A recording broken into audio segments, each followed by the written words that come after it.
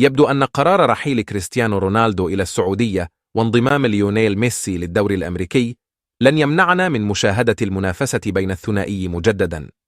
كريستيانو رونالدو وليونيل ميسي الثنائي الأكثر تنافسية في تاريخ كرة القدم، بعد سنوات طويلة يتنافسان مع بعضهما البعض على الجوائز الفردية والجماعية ومع الفرق والمنتخبات.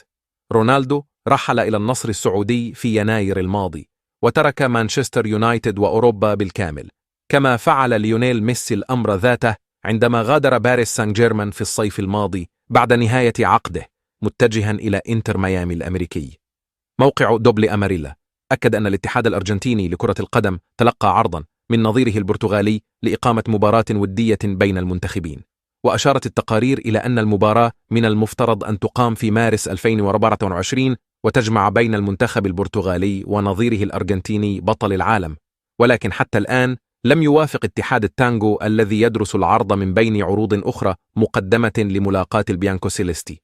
ويهدف المنتخب البرتغالي لمواجهة نظيره الأرجنتيني لاحتمالية أن تكون هذه هي المواجهة الأخيرة التي ستجمع ليونيل ميسي وكريستيانو رونالدو، مما يجعلها جذابة للغاية وتحقق أرباحا كبيرة من خلال التسويق وبيع التذاكر.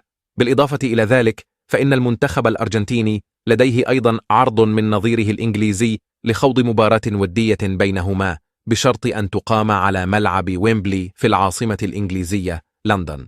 هناك أيضا 3 عروض من ألمانيا وهولندا وفرنسا لمواجهة الأرجنتين، ولكن حتى الآن بطل العالم يدرس جميع العروض من أجل اختيار الأنسب للمنتخب بناء على تخطيط المدير الفني ليونيل سكالوني.